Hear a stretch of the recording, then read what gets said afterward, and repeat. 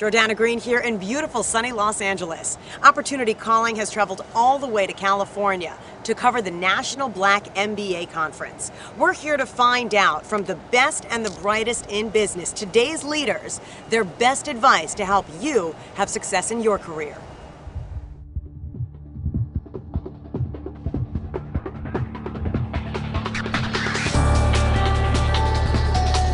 You got 5,000 plus students here. We have over 600 interview booths downstairs. People will be walking away with jobs from LA. Every CEO is talking out there. They're all talking about, we're looking for the best and the brightest talent. I'm looking for the best of the best. We're here because we seek talent. Well, I'm telling you, we're looking for rock stars.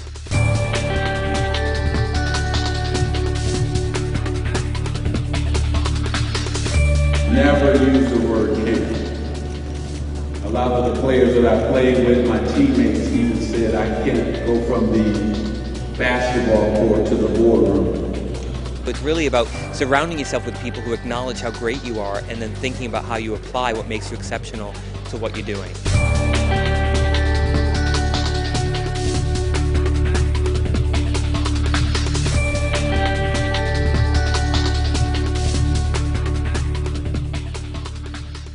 I found that the work that I do and enjoy the most, it comes through relationships. The National Black MBA Association focuses on providing access for corporations who are looking for talent, and we have the talent who are members and such looking for those channels to get access to opportunities. So we actually provide that mechanism on how to make that happen.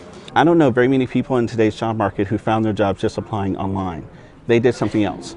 They also made sure they found those executives when they were in networking and meetings an opportunity to meet with them, because it's only then that they were able to make that connection to say, you know what, I haven't seen your resume, but I know you're the right person for the job. Let's talk about it. Let's set up an in-person meeting. Let me see your resume and move you through the process. Those people are getting those jobs firsthand, not just people who sit at home and applying. A strong network will allow you the opportunity to access folks that you normally would not count on. I always tell people, look at your friend and see if they have a friend, to see if they have a friend that can provide you that opportunity.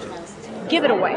If you're really good at networking, give it away. And I've actually built a career now on networking. I've worked at Golden Bird Fried Chicken, Hanna-Barbera, ran Quincy Jones's television company, and now I'm at NBC Universal. I've been consistent all the way through. Appreciate your network, right? Have people in your network that are positive and have things that you wish that you had. There's not a week that goes by that I have not connected 10 people.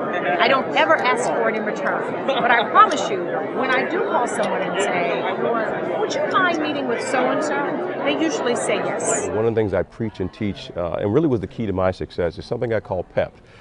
Performance, exposure, and perception. And what I mean by that is that so often we think it's all about performance. The reality of it is 50% of it is performance, and you have to have it. It's table stakes, it's non-negotiable. But beyond performance, you have to have exposure to the right people, the right information, the right processes, and you have to have perception. You have to have a brand, because when you walk into a room, whether you realize it or not, people know what to expect or not to expect from you because of that brand. I have always been an advocate of making sure that my brand was top of mind to everyone. So I'm on LinkedIn. I'm using LinkedIn in a way that most people aren't using it. I'm using it as a branding tool, not just to have my information there, but also that little status update so everyone in my network knows all the things that I'm going to. Do you know there are 7 qualified candidates for every open job right now? So you need to offer something that's not available from anyone else if you want to be successful, and that's really what personal branding is about. Everyone has a unique ingredient to contribute to the workplace. It's a matter of understanding what that is, because a lot of people don't think they're different, but when they dig down deep, they realize, I have something to offer that nobody else has. People can find it on their own, but you have to spend time being really self-aware and thinking a lot about who you are. It's helpful if you have other people, a coach or a facilitator, someone who can help unearth what makes you exceptional, and you get feedback from people around you as well. We all have transferable skills that really transcend industry. And one of the best ways to get at that, most of us have a resume, and I say that's great, but you also need to have something I call a career accomplishment profile. And what I do, and what I did for this role, is I took every role I had and I said, what were the 2 or 3 top challenges I found or faced in that role? What were the things I put in place as strategies to overcome those challenges. And what were the results? You find you have a lot of transferable skills. So the first thing I say is stop looking at yourself as saying, I'm an operations person, I'm a marketing person. Look at your skill set and your transferable skills, and you'd be amazed at how you can really leverage industries. When I talk to prospective employees, I share, be very focused about what you want to do, not only for the first position that you're looking at, but then beyond that. If you want to come and work for a company like Target, or any other company for that matter, have a narrow and deep focus. Here's the first 1 or 2 opportunities that I'd be interested.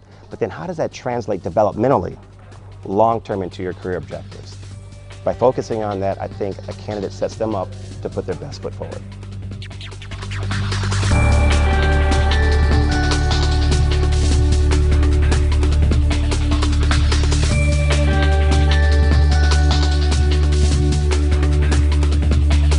Understand that there will be challenges and hurdles.